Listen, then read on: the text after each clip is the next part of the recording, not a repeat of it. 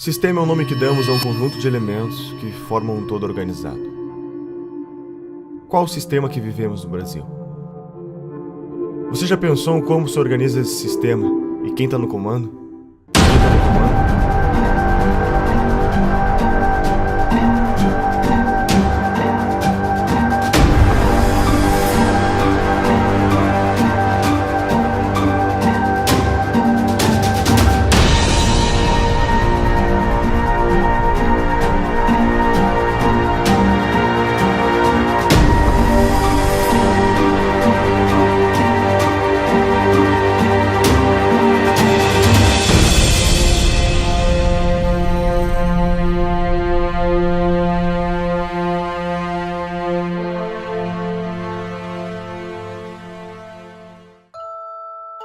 Será que o que vivemos hoje é apenas uma grande farsa, onde a cada 4 anos temos que escolher sempre entre 2 lados da mesma moeda?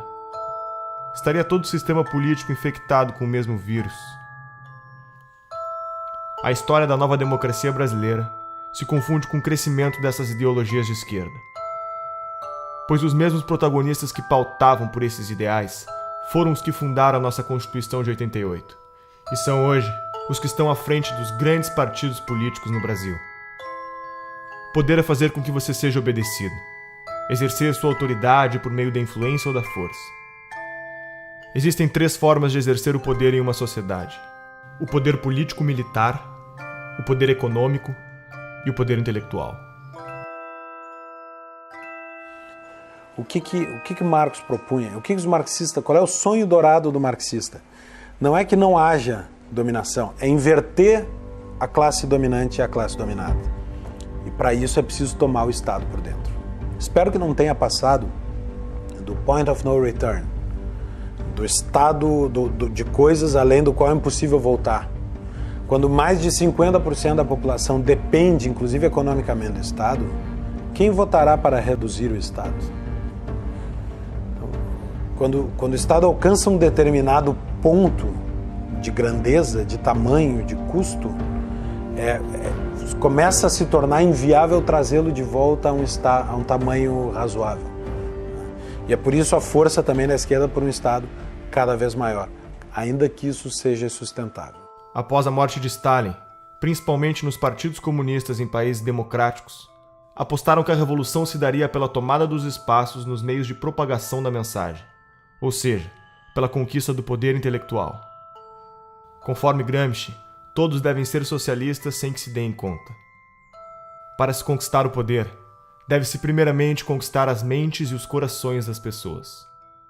E quem ficou com o PT, na verdade, foi o público, digamos assim, a base essencial e original do PT, que foi a intelectualidade, principalmente universitária. O PT surgiu com os intelectuais da USP, junto com o pessoal da Teologia da Libertação, um pouco, e a CUT. Mas ele, muito mais do que um partido de trabalhadores, ele sempre foi um partido de intelectuais, né? Então ele foi realmente o primeiro, digamos assim, intelectual coletivo, no sentido do Gramsci, a chegar ao poder no Brasil, tendo seguido a receita gramsciana exatamente, quase ipsis literis, né? Então vários fundadores do PT são intelectuais que, inclusive, foram os primeiros tradutores de Gramsci, que introduziram o Gramsci no Brasil. Há uma espécie de hegemonia do pensamento na formação dos nossos professores alfabetizadores. Eu diria que isso começa em meados da década de 80. E essa formação ela está no cerne do desequilíbrio educacional brasileiro. Os professores são formados nas universidades para aprenderem quem é Paulo Freire, quem é Emília Ferreira, quem é Marx, quem é Lenin, mas não tem a percepção do que é metodologia de ensino com evidência científica, como ocorre no mundo inteiro, né? Isso não é por acaso, né? E a tese tanto do Gramsci como os componentes da Escola de Frankfurt e da Guerra de Posição. Então as nossas universidades estão majoritariamente dominadas pelo pensamento de esquerda, e é lá que são formados os professores, é lá que é avalizado o livro escolar que vai para as escolas de todo o país. Introduziram o tal do socioconstrutivismo, que hoje sabe que o socioconstrutivismo não apenas imbeciliza a pessoa, mas cria até lesão cerebral, né? E Quem foram os grandes agentes disso? Eu acho que o principal foi a editora Abril. Foi as revistas Escola, depois chama Nova Escola e Sala de Aula, que eram órgãos do socioconstrutivismo. Por aí que entrou Emília Ferreira, Celestão Freinet, toda essa porcariada socioconstrutivista comunista entrou no Brasil através desse, porque era o único órgão que alcançava todos os professores no Brasil. Né? Então, alguém culpou eles pelo que aconteceu? Não, eles não têm culpa nenhuma. O que acontece? Quer dizer, nós estamos saindo aí de quase 2 décadas, né? 20 anos de governo esquerdista. Né? Mais, né? Se a gente contar o período sob os tucanos e tudo, quer dizer, na verdade dá muito mais tempo aí sobre domínio da esquerda. Né? Então o que acontece? Quer dizer, nessas últimas décadas, o maior comprador de livros, né, do mercado editorial, né, quem foi? Foi o governo. Quer dizer, o governo, então, com as compras fenomenais que ele faz todos os anos para distribuir os livros paradidáticos nas escolas, quer dizer, ele se tornou a principal fonte de renda para muitas editoras. Né? Agora, tudo tem um preço. Né? Quer dizer, para o livro ser escolhido pelo governo, as editoras fazem, né, sugerem de maneira muito persuasiva aos escritores que eles escrevam dentro daquela pauta que é estabelecida pelo MEC. Né? Claro que o MEC oferece uma pauta. Né? Ele diz assim, olha, o livro para ser comprado precisa seguir este critério, e são critérios ideológicos. Você tem o gramscianismo aplicado ao mercado editorial muito semelhante ao mercado jornalístico, aos jornais, às revistas. O mesmo tipo de influência, de hegemonia. Você tem no mercado editorial 50 anos, pelo menos, de hegemonia da esquerda no mercado editorial. Isso significa que livros liberais, conservadores, são violentas exceções. Em 2008, a revista Veja publicou uma pesquisa que foi realizada pelo Instituto Census, que comprovou tudo aquilo que a gente já sabia, né? Que, de fato, as escolas, as universidades estão sendo usadas para fins políticos, de propaganda política e partidária. Essa pesquisa do Instituto Census, ela mostrou que 80% dos professores reconhecem que o seu discurso em sala de aula é politicamente engajado. Isso é um número impressionante e que corroborou uma pesquisa feita em 2004 pela Unesco. Então, os dados dessas duas pesquisas são convergentes e mostram que para 78% dos professores brasileiros na educação básica, a principal missão da escola é formar cidadãos. E para apenas 8% é transmitir conhecimento, transmitir as matérias aos estudantes. Essa pesquisa, tanto do Instituto Census como da Unesco, comprovaram essa percepção generalizada que existe de que, efetivamente, as escolas estão sendo usadas para fins de propaganda política, de doutrinação e propaganda política e partidária. Professor de filosofia, concursado. O professor não pode agir em sala de aula como um militante. Ele é um servidor público, ele é um agente do Estado. Dia 22, a gente integra a paralisação do dia 22 de greve geral. E o Estado, de acordo com a Constituição Federal, o Estado brasileiro, ele é politicamente neutro. A Constituição prevê o princípio da neutralidade política, ideológica e religiosa do Estado. Então não cabe ao professor, no exercício das suas funções, fazer propaganda de partido político, por exemplo. E muito menos, ou também não lhe cabe, mobilizar os seus alunos, manobrar os seus alunos para que eles participem de um ato político, de uma manifestação a favor ou contra uma determinada corrente que disputa o poder na sociedade. Isso é ilegal, também por força da Constituição. Dos professores que estão formando nossos alunos, 86% veem Che Guevara de forma positiva e 65% veem Lênin de forma positiva. Que cidadãos são esses que estamos formando? Nós estamos vivendo um momento muito difícil na educação brasileira. Agora, com a Base Nacional Curricular Comum, eu particularmente estou assustado com os documentos que foram publicados pelo MEC. O primeiro documento era um panfleto doutrinário e um atraso pedagógico. O segundo é um panfleto doutrinário e um atraso pedagógico um pouco menor. Me parece que é um bode na sala, né? Se criar dificuldade para se gerar facilidade. O ministro alega que vai filtrar esse processo, que vai submeter ao Conselho Nacional de Educação, mas eu não posso acreditar num conselho que está completamente aparelhado, né, que com raras exceções é formado por ativistas políticos de esquerda. Então a hegemonia política, ela inclusive ela agride a Constituição brasileira, que fala da pluralidade. O governo do PT é majoritariamente apoiado pela União Nacional dos Estudantes. A UNE é a entidade máxima dos estudantes brasileiros e representa cerca de 6 milhões de universitários. Em 1937, ano que Vargas decreta o Estado Novo, os estudantes fundam a União Nacional dos Estudantes, UNE. Na UNE, o mimeógrafo rodava panfletos fazendo propaganda socialista ao som da Internacional, tocada na vitrola doada pelos americanos. A União Soviética, pátria-mãe do socialismo, era o exemplo a ser seguido. E o comunismo a utopia em corações e mentes jovens pelo mundo afora. Até Carlos Drummond de Andrade fez versos para Stalin. A poesia fugiu dos livros, agora está nos jornais. Saber que resistes. Então, a UNE hoje perdeu credibilidade. A CPI da UNE é uma necessidade. Nós queremos pressionar as autoridades da Câmara nos próximos meses para que ela saia do papel. Ela está aprovada, está lida em plenário, ela tem que acontecer. A investigação principal é saber aonde foi, onde está sendo usado o dinheiro das carteiras estudantis arrecadados no Brasil inteiro. Teve uma indenização, que nós queremos saber onde aplicar esse dinheiro. Indenização pelos mortos na época da ditadura militar que tinham vínculo com a UNE. O que é isso, mano? Foram milhões de reais via governo federal do PT, pagos por uma entidade como a UNE, e as famílias não participam disso.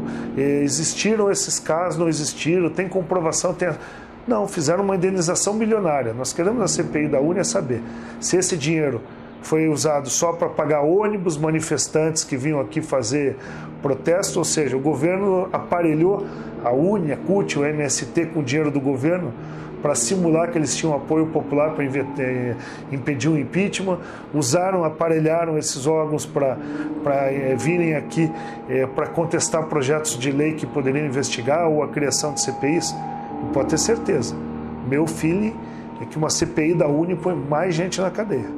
O movimento estudantil ele é um movimento autoritário, totalitário, truculento, violento, e ele não... Eu cheguei a escrever isso outro dia numa coluna na Folha. Você encontra mais debate em igreja evangélica do que na universidade. A universidade não tem nenhuma liberdade de debate, não há nenhuma possibilidade de você levantar qualquer posição contrária ao conjunto de professores que administram aquele espaço, certo? E, assim, há uma piora no sentido de que há mais jovens que chegam no discurso fechado, identificado com a esquerda, já na universidade.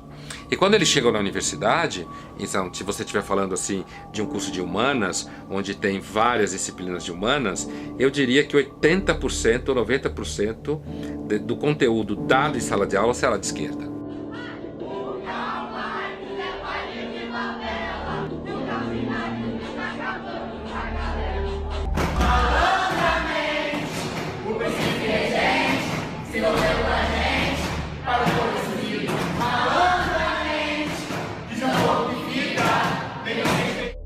Tomar o Estado por dentro significa mudar a lógica de funcionamento, por exemplo, do Ministério da Educação.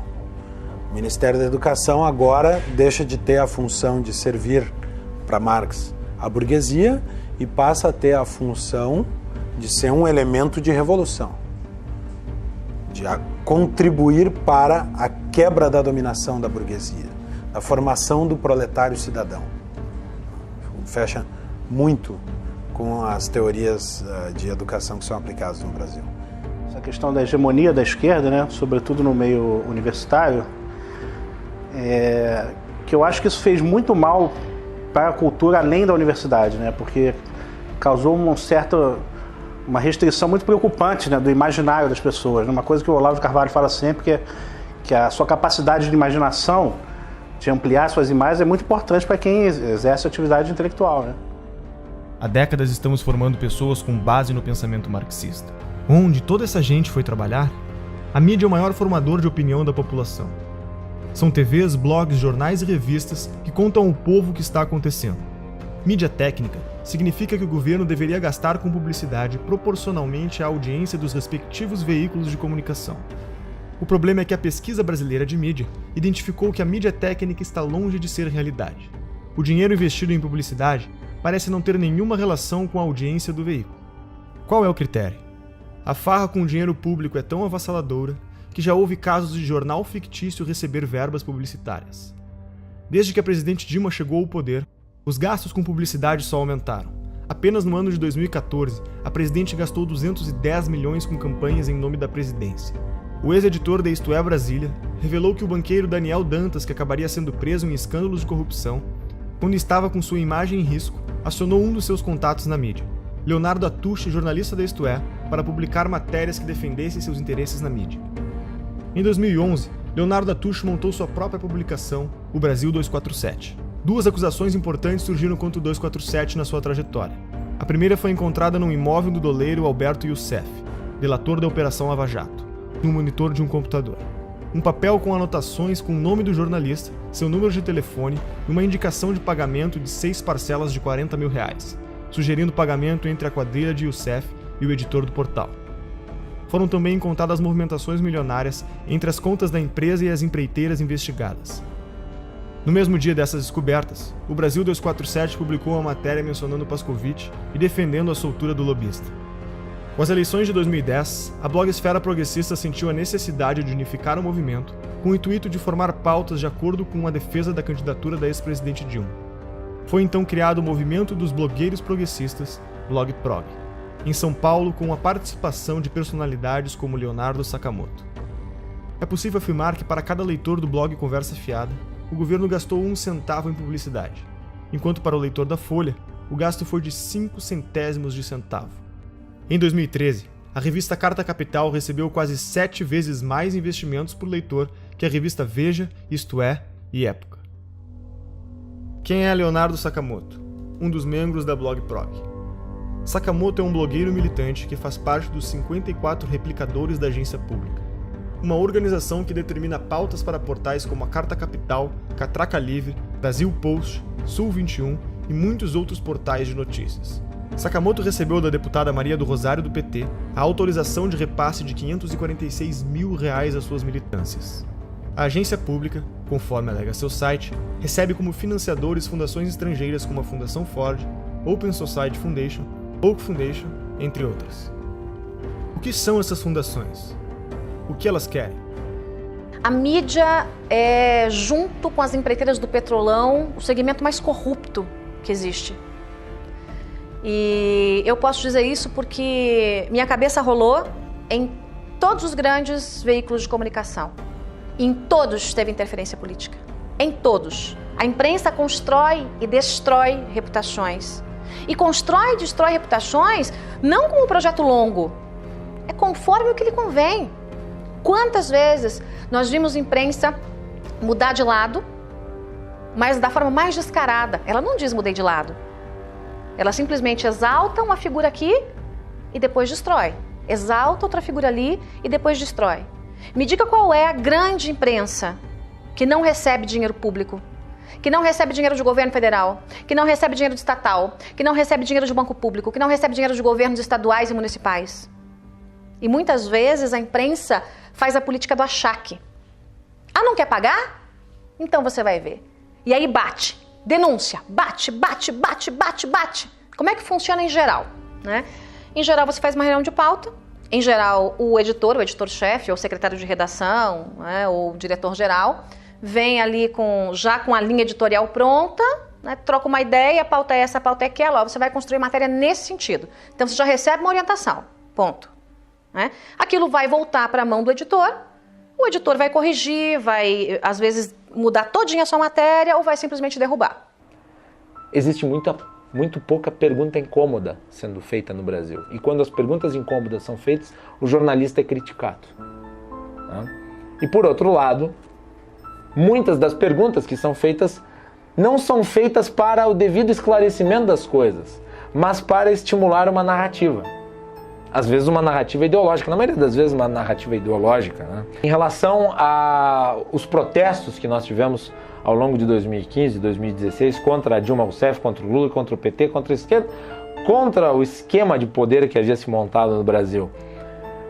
A tentativa da imprensa era de vender a tese que estava sendo criada, né, nos grupos acadêmicos, nos centros partidários, nos diretórios de partido, de que na verdade se tratava de um bando de raivosos fascistas que queriam a volta dos militares para o poder. Fazendo uma reportagem sobre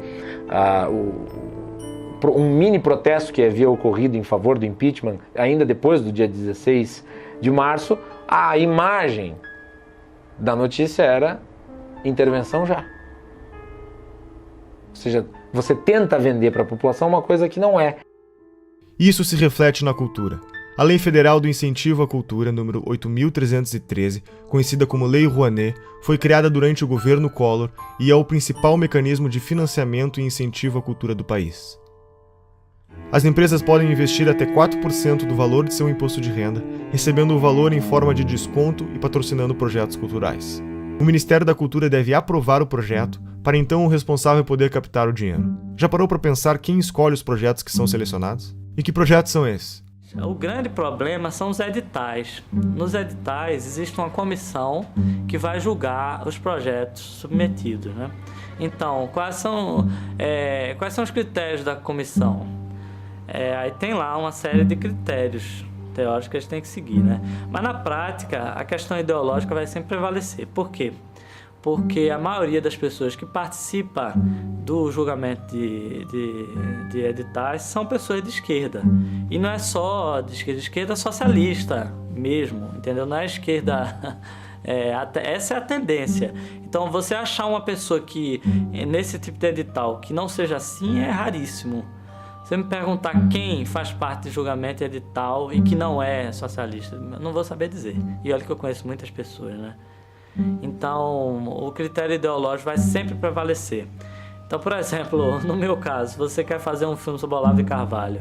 Eu poderia passar 30 anos tentando, submetendo aí, nunca ia passar, jamais, entendeu? A Lei Rouanet se tornou um meio legalizado de desvio de verbas públicas. O incentivo à cultura, cuja proposta inicial era financiar projetos de novos artistas, passou a ser destinada a artistas já consagrados que não precisariam de lei para se manter.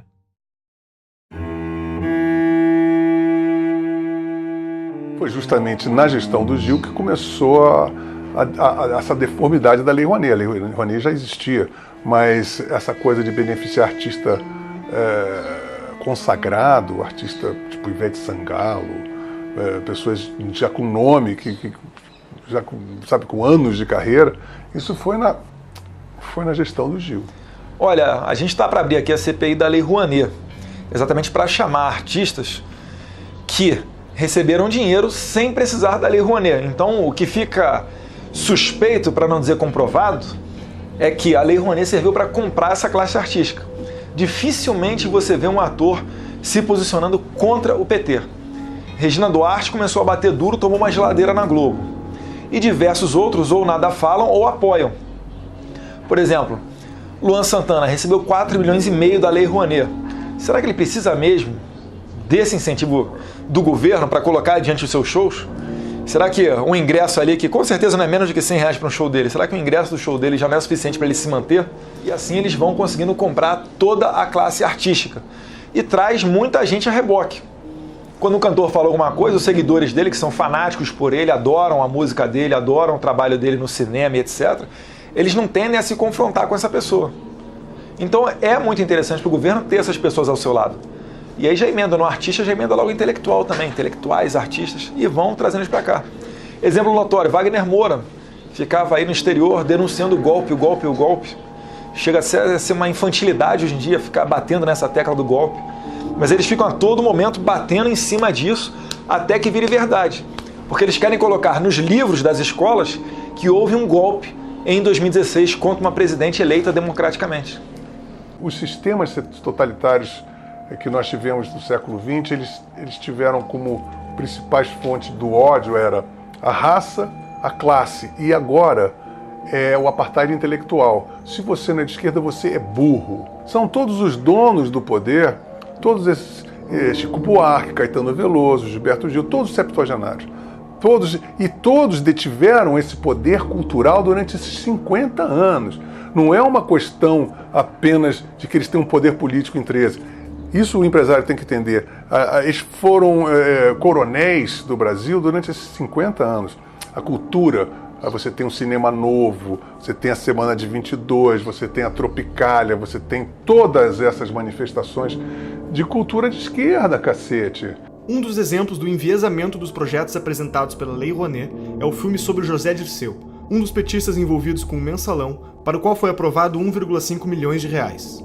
O deputado do PSOL, Jean Willis, também vai virar documentário. Será financiado por 842 mil reais do dinheiro público. O filme do Lula foi financiado em 12 milhões de reais, por empresas que entre elas constavam Camargo Correia, OAS e Odebrecht. Esses são apenas alguns dos exemplos do destino dos mais de 15 bilhões de reais investidos pelo PT através da Lei Rouanet. Na prática, o que vemos é que o dinheiro segue a ideologia. Na 10ª Mostra do Cinema e Direitos Humanos, o conteúdo deveria ser relacionado com um dos seguintes temas: população LGBT, população negra, população em situação de rua, combate à tortura, enfrentamento da homofobia, mulheres, participação política, direitos humanos e outras minorias.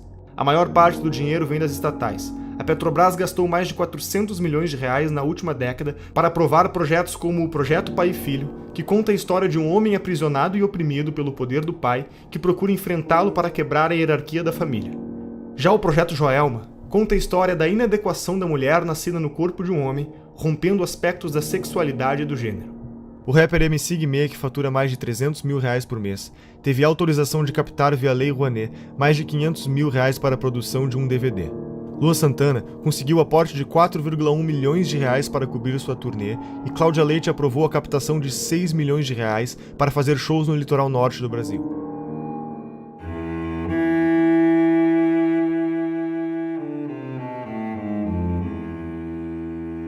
No referendo do dia 23, você vai decidir se é contra ou a favor da proibição do comércio de armas. Reagir com uma arma, muitas vezes, pode transformar a situação numa coisa muito pior. Existe hoje no país mais de 15 milhões de armas na mão de civis. Se bala resolvesse o problema, o Brasil seria um paraíso de segurança, né? Olha, tinha artista que pedia o desarmamento, mas andava de carro blindado e seguranças armados até os dentes. Aí é muito cômodo, né? E eu consegui, através das minhas entrevistas, desmascarar esse povo todo. O Ratinho, por exemplo, eu lembro quando eu fui lá debater no programa dele, antes de entrar no programa, eu dei uma volta nas imediações do estúdio e comprovei que o carro dele era blindado. Comprovei que ele tinha 3 seguranças armados. Ele não tinha o direito de defender o desarmamento do povo quando ele não precisava disso, né? Outra, a Angélica, para você chegar no condomínio dela, a 300 metros você não conseguia chegar. Segurança totalmente armada. Se você acredita que vestir uma camisa branca com a pombinha da paz vai salvar a sua vida, use.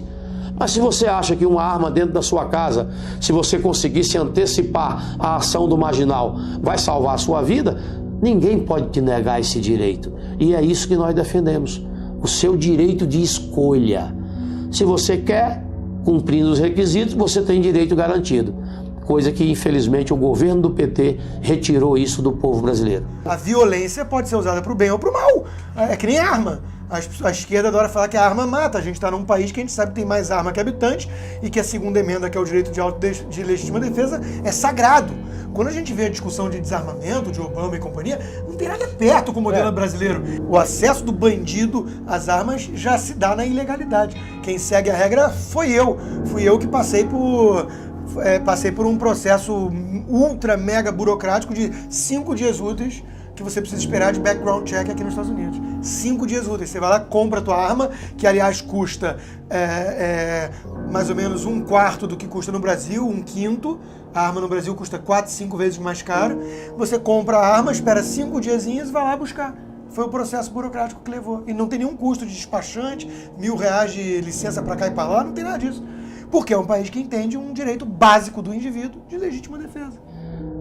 Todos os países onde surgiram os grandes ditadores, uma das primeiras providências dele foi desarmar o cidadão. Hitler, Mussolini, esse cretino da Venezuela. São medidas adotadas para que eles não tenham resistência da sociedade. Só eles podem ter arma. Os países socialistas tendem a essa centralização, ao domínio com mão de ferro de todos os recursos do país. E isso eu acho muito perigoso, porque se esse controle centralizado cai nas mãos de uma pessoa com um caráter duvidoso, com intenções não lá tão boas, ele domina o país inteiro. Mas se for tudo descentralizado, é difícil que se instale, por exemplo, uma ditadura. Penso que é mais difícil. Inclusive, se a população estiver armada, é mais difícil que um governo imponha uma vontade que não corresponda à vontade do povo, se esse povo tiver condições de reagir. Agora, qual é a primeira coisa que se faz quando se quer dominar um povo? Desarma esse povo. O Instituto Sou da Paz, que trabalha pela redução da violência, acha que menos armas resultam em menos mortes. O que a gente precisa fazer é reduzir essa quantidade imensa que tem de armas circulando nas nossas estações. O Instituto Sou da Paz, que começou fazendo campanhas pelo desarmamento em 1997, receberam $492 mil da Fundação Ford do ano de 2007 a 2011 e $1,58 milhões da Open Society de 2013 a 2014. Que ONGs são essas? O que elas defendem? Lembra de Saul Alinsky?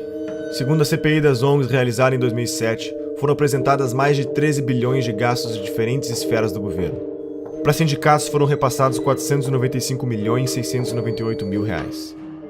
Segundo a CPI, 81 milhões foram encontrados sem justificativas de gasto. São centenas de milhões de reais todos os anos despejados nos cofres desses sindicatos que não prestam contas ao Tribunal de Contas, não prestam contas à Assembleia, prestam conta a eles mesmos. E tem mais, presidentes que passam 15, 20, 30 anos na presidência de um sindicato desse. É o estilo de Fidel Castro. Né? Eles cobram liberdade, democracia, alternância do poder, mas não praticam, porque eles são cretinos, porque eles são basofiadores, eles são pessoas que dizem, faça o que eu digo, não faça o que eu faço. Nilcea Freire foi a responsável por coordenar as operações da Ford Foundation no Brasil. Foi convidada por Lula para ser ministra da Secretaria de Políticas das Mulheres e também foi reitora da Universidade Estadual do Rio de Janeiro. Foram mais de 2 bilhões de reais investidos em ONGs com posicionamentos de esquerda. O coletivo Leila Diniz tem como definição realizar uma luta antissistêmica contra o capitalismo, o racismo e o patriarcado. Receberam $120 mil da Fundação Ford. Por exemplo, a doutrina de gênero, né, que é uma tese esdrúxula aí, que vem desde a escola de Frankfurt, de uma maneira muito forte, com o movimento feminista, né, de destruição da sociedade atual. Né, isso é uma tese muito bonita, quando eles colocam assim, para dourar a pílula, mas o que está por trás disso é um ovo de serpente, é um cavalo de Troia. Né? Eles querem destruir a família como um processo de transformação da sociedade. E para criar não sei que mostrengo lá na frente, né? Eu continuei tendo muitos seguidores nas minhas redes e um dos meus contratantes, inclusive, sempre se metia nos meus posts. Tudo que eu queria postar, ele queria que eu postasse coisas que defendessem os gays, ele queria que eu postasse calendários de eventos de ALS do Rio de Janeiro, conquistas de movimentos gays que eu tinha que postar, tinha que falar com não sei o quê. Então, assim, eu via que que os GLS não queriam apenas que eu trabalhasse e oferecesse o meu trabalho como eu fazia normalmente. Eles queriam que eu abraçasse uma causa, uma agenda GLS. Uma agenda da qual eu nunca compactuei. A Universidade Livre Feminista, que tem como definição ser um projeto feminista construído de forma coletiva e colaborativa, receberam pelo menos $900 mil da Fundação Ford. A organização Afrografiteiras é um curso de formação em artes urbanas voltado para o protagonismo da mulher afro-brasileira. receberam pelo menos $100 mil da Fundação Ford. E o Encontro Paranaense de Direitos Humanos é vinculado à Organização Terra dos Direitos vinculados ao MST. Receberam mais de $2.500.000 da Fundação Ford. E para onde mais nosso dinheiro vai? O imposto sindical obrigatório é uma exclusividade brasileira. Não existe em nenhum outro país do mundo. Se você trabalha com a carteira assinada, sustenta a CUT. Além disso, as contas da CUT e de outras centrais sindicais são sigilosas. Não existe nenhuma obrigação dos sindicatos darem satisfação sobre como empregam o dinheiro que recebem do imposto sindical. O que essas fundações querem com esse investimento? Quem está por trás desse dinheiro? Um dos principais financiadores é um dos homens mais ricos do mundo, George Soros, formado na London School of Economics, universidade fundada pela Sociedade Fabiana. Soros é conhecido como o homem que quebrou a Inglaterra ao lucrar $1 bilhão em apenas um dia apostando contra a moeda britânica. Já foi presidente do CFR, o mais poderoso think tank americano considerado uma antessala da Casa Branca. Atua em organismos internacionais, foi um dos maiores doadores da campanha de Barack Obama, luta pela libertação das drogas e dá dinheiro para revoltas e revoluções nos 4 cantos do mundo, mudando toda a mentalidade dos jornalistas e estudantes para o politicamente correto. Quais são os objetivos de George Soros? Capitalista não necessariamente seja alguém que defende o capitalismo. O cara só vive no capitalismo. Por exemplo, é como você dizer que, sei lá, Cuba é um país socialista. Não quer dizer que qualquer cubano é um socialista. Vive no socialismo. Mas não quer dizer que ele defenda. Grandes movimentos, como Occupy Wall Street, são financiados por gente como, por exemplo, a Fundação Bilderberg, Fundação Ford, George Soros, que eu comentei num podcast recente no meu site. Porque essas pessoas são o que a gente chama de metacapitalista, ou seja, alguém que funciona como capitalista sem ser, de fato. George Soros é um hiperinvestidor, cara que entende tudo do mercado.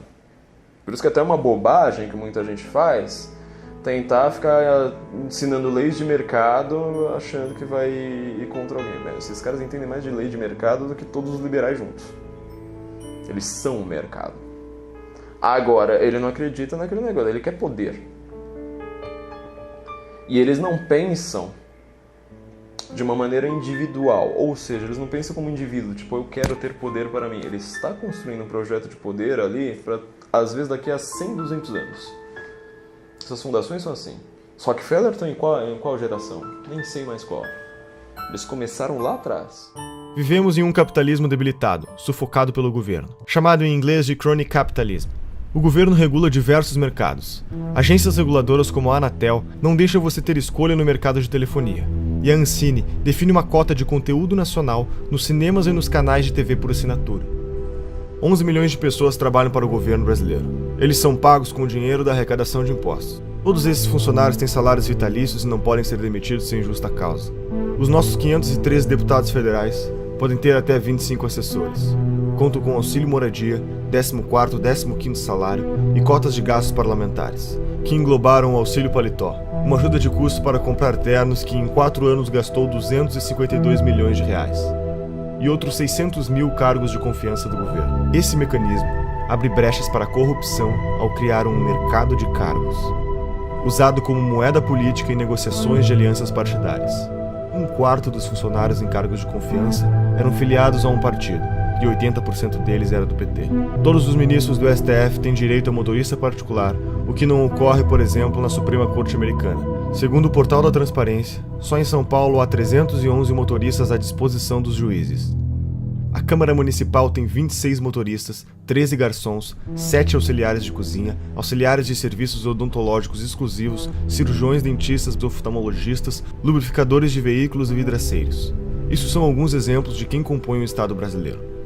Como resultado disso, grande parte da população tem como meta fazer parte do Estado passando em concursos públicos. Os gastos do governo federal, estaduais e municipais com o funcionalismo público somam 12% do PIB, totalizam 255,3 bilhões do dinheiro do povo em 2015. Tudo isso para serviços com índices de insatisfação elevado no Brasil. Nos últimos 13 meses, nossos governantes gastaram 544 bilhões a mais do que arrecadamos, 10% do PIB brasileiro. As maiores empresas estatais, como a Petrobras, Caixa Econômica Federal e tantas outras, apresentam prejuízo de 60 bilhões e escândalos de corrupção como o Petrolão, o escândalo dos Correios e outros tantos golpes citados pela Operação Lava Jato e pela história do Brasil. Acho que hoje em dia não resta a menor dúvida que a gente está numa atmosfera totalmente comunista. Né? As pessoas são comunistas. O comunismo tem anticorpo porque eles têm uma dialética que não se sustenta, então eles vão trocando de preferências. Agora, tem coisas importantes para a gente realçar aí. Você vê que a Rússia, que está fantasiada de ortodoxa de direita, está criando o maior exército do mundo com a China. Né? E dizem que essa aliança está por trás de todo esse Fórum de São Paulo. Que eles querem restituir a cortina de ferro com o Fórum de São Paulo. O Foro de São Paulo é a instituição que organiza a estratégia socialista na América Latina. Olha, a Internacional Comunista ela se reúne de tempos em tempos. Por exemplo, em 2005, se não me falha a memória, teve uma reunião em São Paulo e, inclusive, o líder do PSDB à época, o Aníbal Mendonça, ele era deputado ou senador, fez uma nota lamentando, né, que houve uma reunião da Internacional Socialista e não foi convidado o PSDB para fazer parte. E o pessoal ainda insiste em falar que o PSDB é um partido de direita. Não, o PSDB é um partido de centro-esquerda, são sociais-democratas. A esquerda nunca se preocupou muito em definir o que era a palavra, o que era cada palavra que ela estava usando. Na verdade, existia muito essa ambição de você ser contra alguma coisa, de você unir todo mundo, e estamos juntos nisso contra alguma coisa, então estamos no caminho certo. Né? Só que eles não diziam exatamente para onde que estavam indo e iam causando uma série de tumultos pelo caminho. Então estavam vendendo um futuro hipotético em nome do qual todas as ações no presente seriam justificadas. Aquilo foi muito fácil de entender e de aplicar aqui no Brasil, porque o debate público estava cheio desse pessoal propondo isso. E eu lembro quando tivemos a ideia de construir o Fórum de São Paulo. E aí veio a ideia, conversando com os companheiros cubanos no primeiro momento, de fazermos uma reunião da esquerda latino-americana. Tanto que muitos latinos-americanos conhecem Paulo Freire, e ele dizia,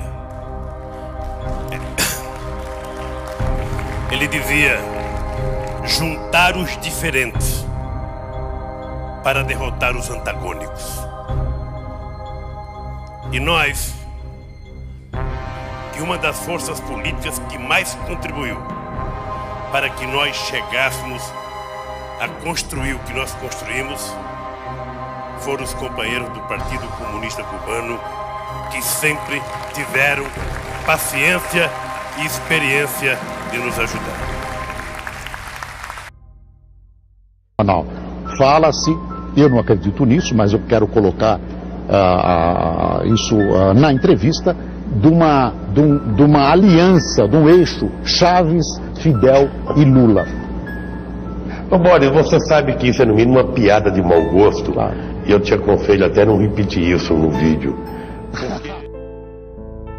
Violou, 10 anos atrás, você podia prever, por exemplo, uma América Latina assim: Fidel, Chávez, Morales, Bachelet, Correa, quem mais? Todos de esquerda na América do Sul. Você podia prever que isso ia acontecer? Prever não, mas nós já lutávamos por isso e já trabalhávamos por isso, inclusive porque nós criamos o Fórum de São Paulo, que lutava para isso. Depois criamos ainda o Grupo de Marbella, que é o nome da cidade, do hotel onde nós fomos no Chile, que se reuniu. Todos depois foram eleitos presidente da República. Todos foram.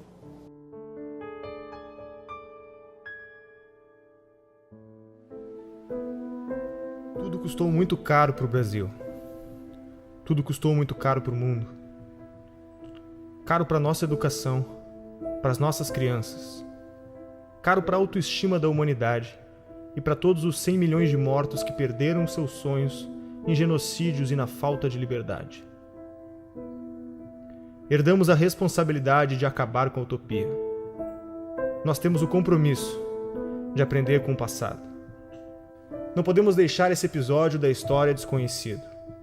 É nosso dever documentar tudo para que nas próximas gerações os jovens saibam que está na mão deles preservar a trajetória da humanidade.